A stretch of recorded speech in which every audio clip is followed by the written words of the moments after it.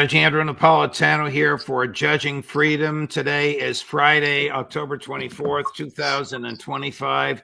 It's the end of the day here in the U.S. It's the end of the week. It's our favorite time to do this program with the Intelligence Community Roundtable with my dear friends and collaborators, Ray McGovern and Larry Johnson. Larry and I were literally collaborators in the past week, having spent our time in Moscow. I am back home in the U.S. Larry is still there. More about that later.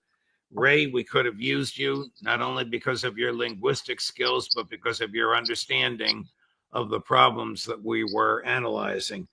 Larry and I were exposed to very, very bright people, nearly all of it on camera, including Maria Zarapova, and that interview has been posted under videos on Judging Freedom. And it was an intellectually challenging and stimulating experience. Let me, Judge, before you go on, let me just thank Larry for adopting my my black shirt here. I'm glad he's being a little bit more modest in his demeanor and in his clothing. So just want to give my thanks, Larry. I got to tell you, some of the chatters are saying, is that someone pretending to be Larry Johnson, because we don't recognize him without one of those crazy Florida shirts on. Well, when in Moscow, you know, I'm dressed like Steven Seagal was on Saturday night. I was with Steven Seagal and General Abdi Aludinov. Well, you're not quite dressed like Seagal. When I saw him, he was wearing a cassock as if he was an Orthodox priest, which we know he is not. Ray, let me start with you. Do Trump and Rubio confuse the meanings of ceasefire and peace? No, I think that Rubio for this week is ruling the roost, not only on things like Ukraine, but on Israel itself, talking about the UN Agency for Relief being part of Hamas. My God. Rubio is the guy that Trump, for whatever reason, had to choose to be Secretary of State. They're both going off half-cocked on this. It's really sort of unbelievable the depth to which both have gone. When you talk about, for example, and I hope we do get into Venezuela, you have the president saying, "Oh yeah, we're going to kill them. Like kill they're going to be dead. You understand? They're going to be dead, and we're not going to pursue any notification, much less approval from Congress."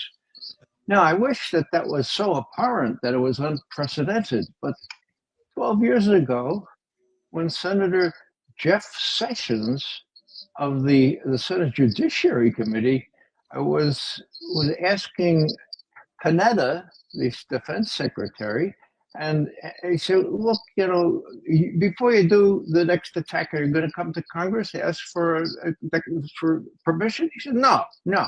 The president's going to do what he has to do to protect America. That's what's going to happen." So this is a bipartisan thing.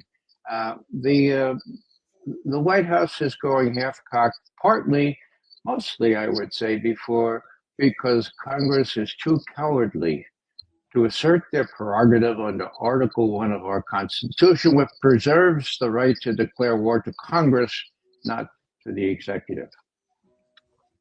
Larry, does Marco Rubio want the Ukraine war to end? Is he working toward peace? Or is the neocon in him just want the war to go on and on and on for the same reason that Victoria Nuland and Hillary Clinton did? Well, I think a lot of it is actually I'll call it political theater. So, you know, Friday night when we were at the RT Gala Ball a week ago Friday, I had a chance to speak with someone I've known. He is from Europe, but he was telling me about a friend of his who actually works in the Trump White House, was on the Trump campaign, is close with Susie Wiles. And he says, "Hey, heads up." He says, Trump and Putin are actually talking a lot more than people understand. He said, like on Putin's birthday, Trump called him and there was a 40-minute conversation. I went and checked out both the White House and the Kremlin website. Not a word about that. But apparently they are talking, which is one of the reasons you don't see a lot of consternation on the part of Vladimir Putin with respect to, what are a lot of symbolic gestures. I mean, like latest these oil sanctions, they're silly because they say, oh, we're going to sanction Lukoil and Rosneft. That if anybody tries to buy through a U.S. financial institution that oil, they're going to get sanctioned. Well, guess what? They're not selling through U.S. sanctioned banks. Yeah. The India's paying with Chinese yuan. So, and these stories out that China and India aren't buying, oh, boy, they're afraid of the sanctions. Nonsense. It's garbage. All right, So, let me switch gears a little bit. I was in Moscow for 5 days. You're there for 15 days. Who, from your perception of all the people you spoke to after I left, who canceled the Budapest meeting, the U.S. or Russia, and do we know why? Well, what was reported is that Lavrov spoke with Rubio. They had a productive conversation, and the decision was made between those two that there was no need for an immediate meeting between Trump and Putin. So again, this was presented in the West as, oh, this major disruption in the process. Russians are taking it in stride. In fact, I've spoken over the last 5 days, 28 different people, including the pranksters, Bovan and Lexus. I had a sit down with them yesterday. I had a conversation. These are the guys that called George Bush, didn't they? Yeah, and Kamala Harris. Yeah, they're hilarious. And they got some other stuff in the works. Not gonna rat them out here. Well, Larry, you better warn me if they're gonna call here. No. They'll leave you alone. But I did yesterday have a great conversation with Alexander Galushka. Galushka's got the #1 selling book in Russia on the economy. He was the minister of the Russian Federation for the Development of the Far East. So a very, very important, influential guy in the economic affairs. And, Russia's doing fine. The threat of sanctions are really more to placate the likes of Lindsey Graham's and all these war hawks in Washington to make it appear like Trump is doing something tough against Russia, when in fact, it doesn't really have any effect. Here's, before you jump in on this, Ray, and I want your thoughts on it. Here's President Putin yesterday on the sanctions.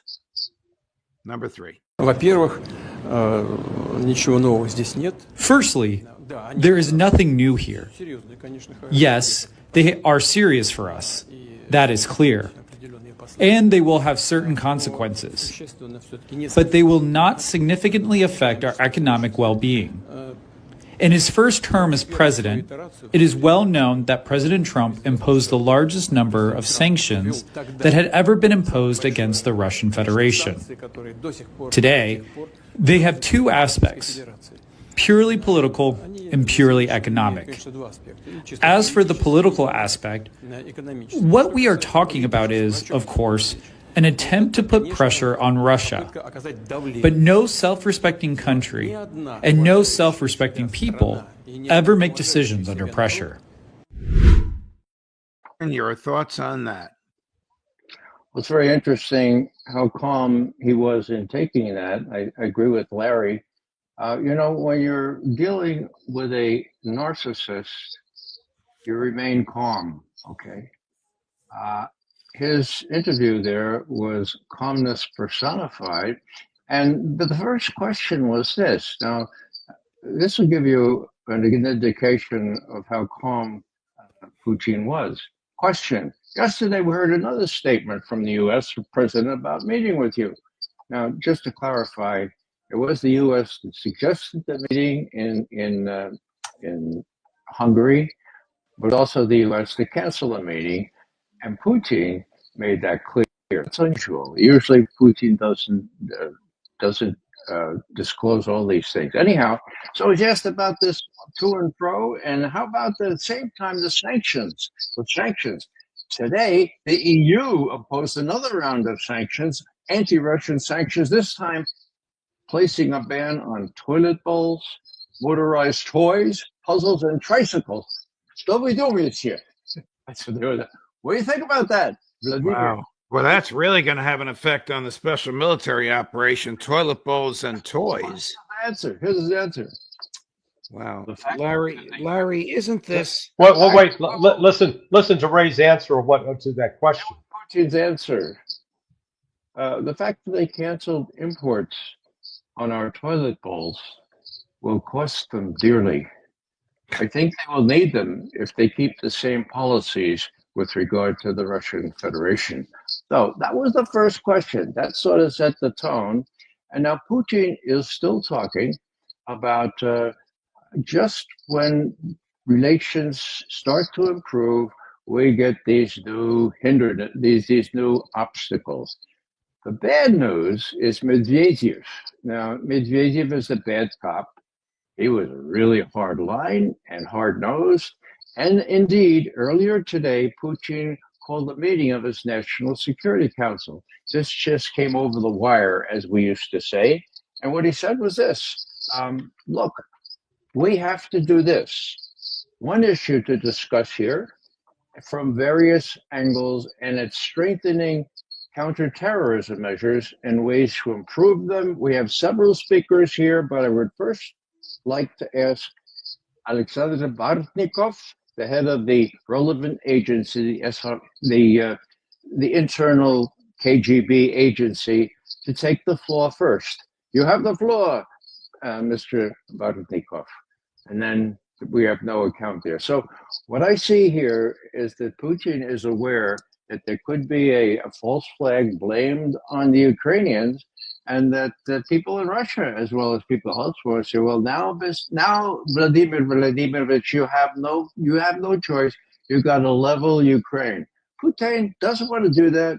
He's not going to be put in a position of having to do that. And so he's convening all his internal security people, the border forces, the health, all the internal security people together and say, look, we need to improve. We need to be on high alert for the time when people take advantage of, just as they have before, and do a terrorist incident this time, maybe more serious than ever before. It could be the Ukrainians, could be the British. Bartnikov, last thing I'll say, Bartnikov was the one that said, you know, the ones that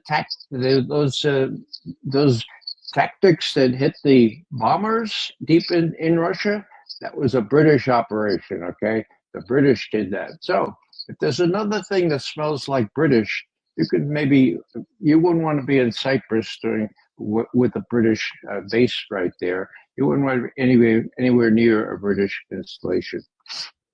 Larry, you spoke with Russia's most celebrated general. This is the dinner I was supposed to attend while I was waiting for my 3-hour late flight. What is your understanding of the state of affairs militarily on the ground in Ukraine as we speak? Russia's ready. The offense has accelerated. They are pressing all along a 1,400-kilometer front. Unlike 2 years ago when forces were concentrated in one area, Russia now has the manpower reserves as well as the logistics to support offensive operations, so that they're not constrained to have to stay in just one area. So no, Opti was, he said, look, he was very emphatic about, he preferred that there was no war. He doesn't enjoy it at all. I mean, he's very good at it, but he doesn't embrace it and celebrate it. Just sort of, he's like what I'd call the anti-Patton. You remember in the movie Patton, he said, God, I love it. Well, Apti doesn't love it. He loves, he said, being with his family, being at peace. But he says, Russia is not going to lay down. We're not going to roll over. We're going to defend ourselves. And those who dare to fight us, they'll pay the price. Ray, I want to transition over to Israel and Gaza. Was the Witkoff-Kushner Gaza deal just a scam to get the Israeli hostages home? Well, it appears very much that that's exactly right. And of course, we said so at the time. It doesn't look good for the Palestinians. Let me pick up on one thing having to do with Ukraine and Russia. Ryabkov, the deputy foreign minister, made a big thing this week of saying, look, we're still awaiting a U.S. reply on Putin's offer to maintain the quantitative limits of the New START treaty on offensive missiles, okay? Now, that's big. It's bigger than all this other stuff. If Trump turns down that offer for a kind of a moratorium or at least a sticking to the quantitative limits, then that means something because the Russians are afraid of the state of mind of Trump, and they will be on high alert if they don't get some satisfaction on his appreciation of what the strategic realities are. With respect to the Middle East, I think it's the way we called it in the beginning. It's really a scandal that anyone in the world would trust Netanyahu or Trump. How long before Israel invades again, Larry? Well, they're already conducting operations in the West Bank, even though you've got J.D. Vance say no, and they're not fully withdrawn.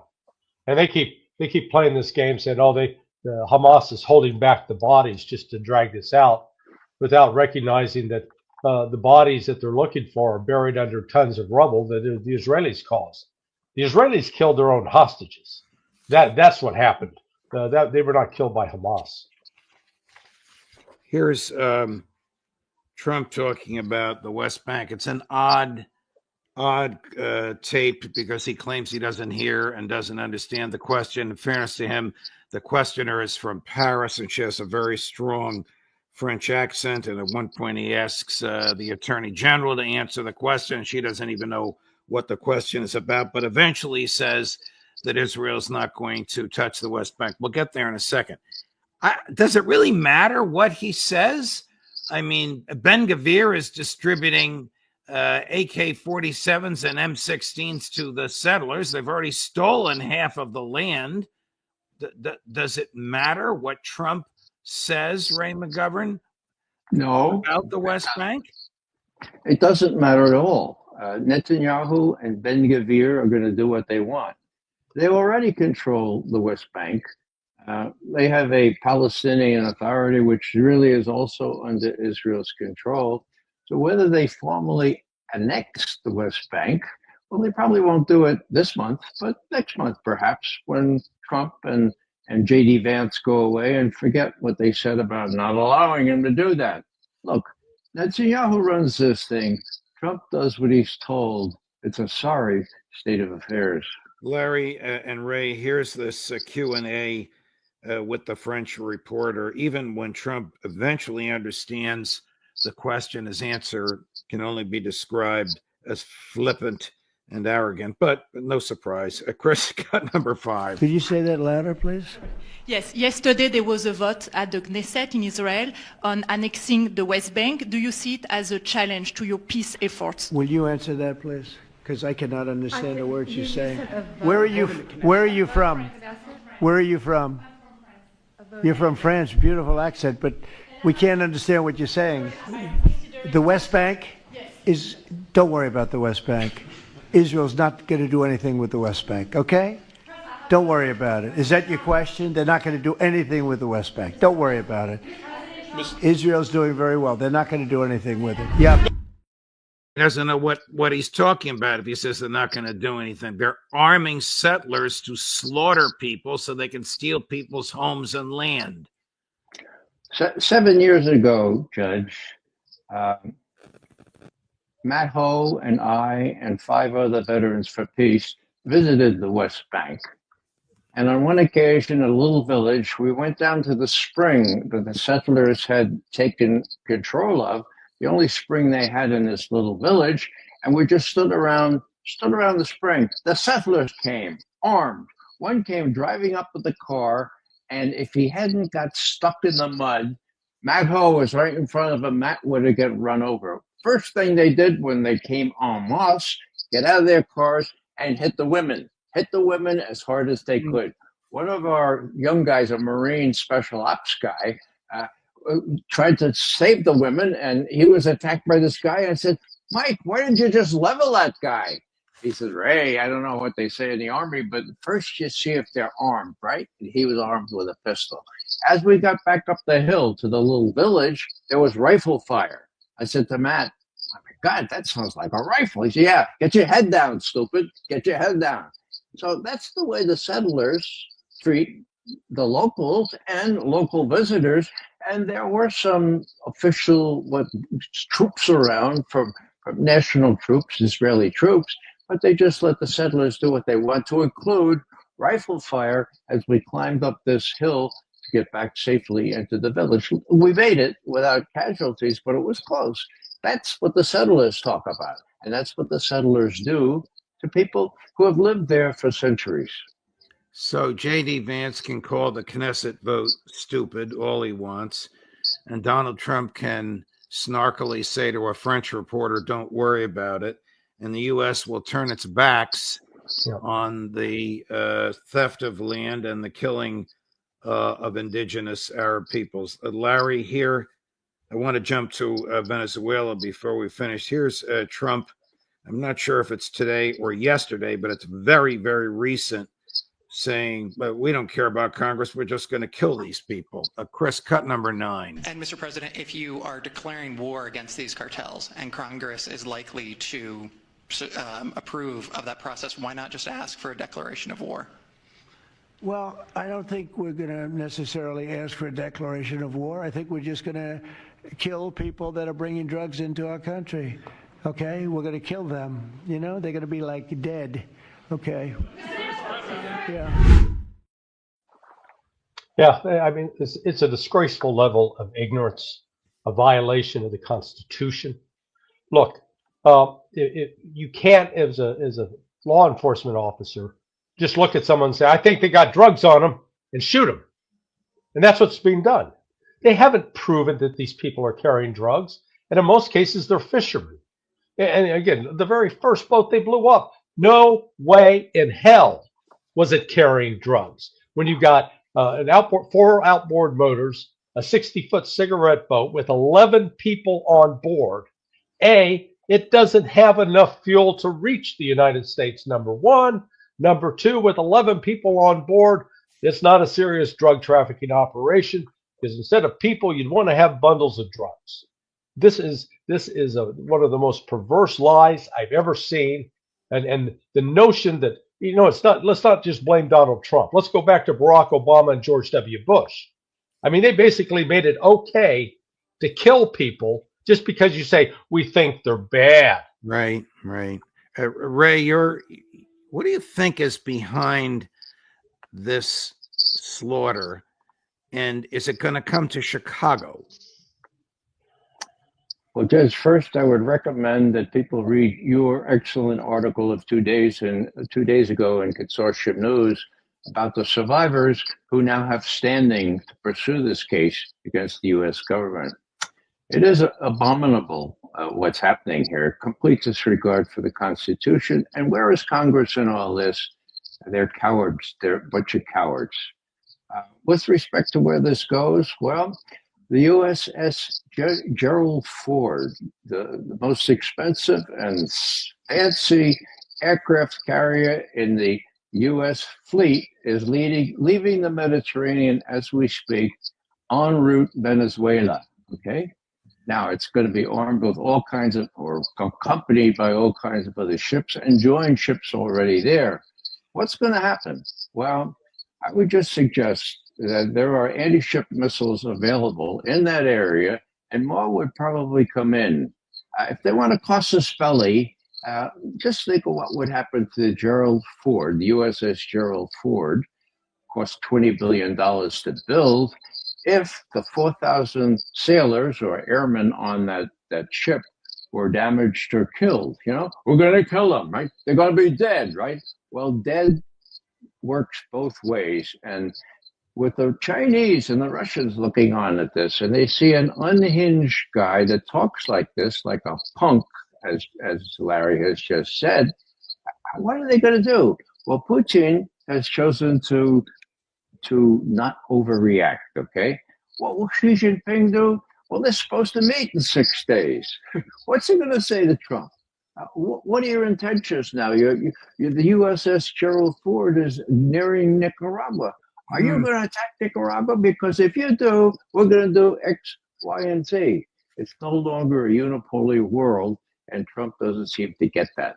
Larry, because I like you so much, I'm going to play a clip of your favorite cable television host interviewing your favorite senator from South Carolina. Chris? I had a chat with you this weekend, and I thought you had a pretty darn good idea, and you said you were going to share it with the president. I want to know if you did, and that is this opposition leader in Venezuela that won the Nobel Prize that said it really deserved to go to Donald Trump. Sounds like a pretty good leader to me for the people of Venezuela, and the end of narco-terrorism and a better relationship with the U.S. Or if they choose maybe the 51st state, I don't know. Sounds good to me. You believe those two clowns, Venezuela, should be seized and turned into the 51st state? I wonder which party they'd vote for. Well, again, to portray Venezuela as some great narco-terrorist sanctuary it's a lie. It's not true. If that's the criteria in terms of the volume of drugs coming to the United States, it's called Mexico. And then secondary, Colombia, which is next door. But to finger Venezuela as the big bad abuser here is just not true. But look, if we're going to be honest about who's helping facilitate the flow of drugs into the United States, there are U.S. corporations which are facilitating the laundering of the drug proceeds, and they know it. And yet we take no action against them because they make important political donations to both the Republican and Democrat parties. Ray, was the CIA ever involved in facilitating the entry of drugs into the United States? We have a former CIA director, John Deutsch, admitting to that with respect to what happened in Los Angeles and elsewhere in California. It was divulged by a very gutsy reporter who was then shunned and actually committed suicide. So yeah, of course it does. Now, with respect to Venezuela, we like to throw our weight around when we're embarrassed elsewhere. It was awfully embarrassing when China gathered most of the rest of the world at that celebration for a victory over Japan, okay? We had to do something, and we decided to do something in our neighborhood where we can. Witness what we did in Panama way back when. Now, we had reduced the Panamanians to pretty misery, and we had assets within the military in Panama.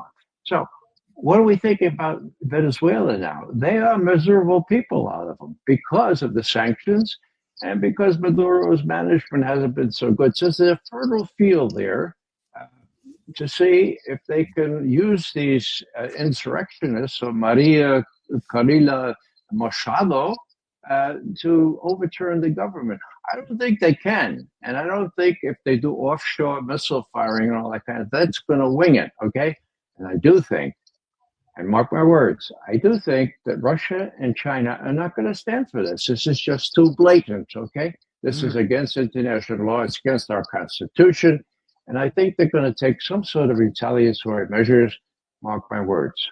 Larry, I was not joking when I asked earlier if Trump's killing is going to come to Chicago. Listen to my former Fox News colleague, who now regrettably is the Secretary of Defense. He calls himself the Secretary of War.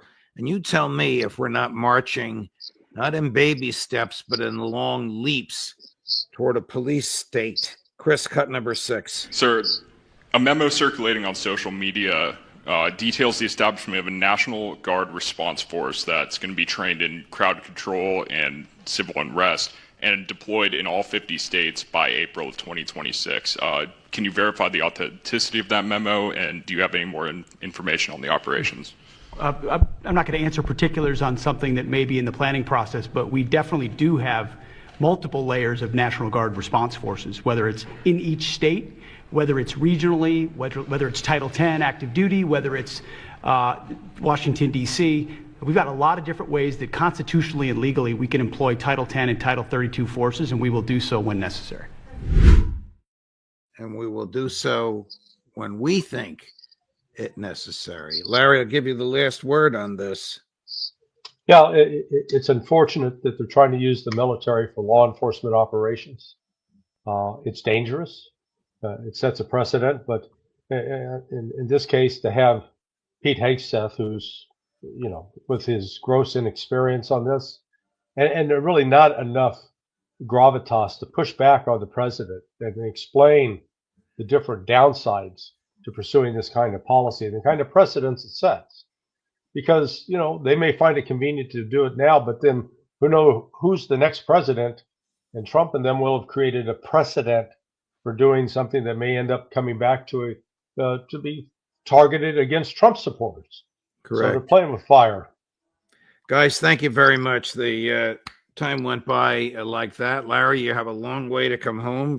Travel safely and well. I know you're going to be on with us Monday morning, but I don't know where you will be when you're going to be on with us. Yeah, I'll coordinate with Chris. All right. Thank you, gentlemen. Thank you, Ray. Thank you, Larry. Have a great weekend, guys. All the best. Travel safely, Larry. Thanks. Bye.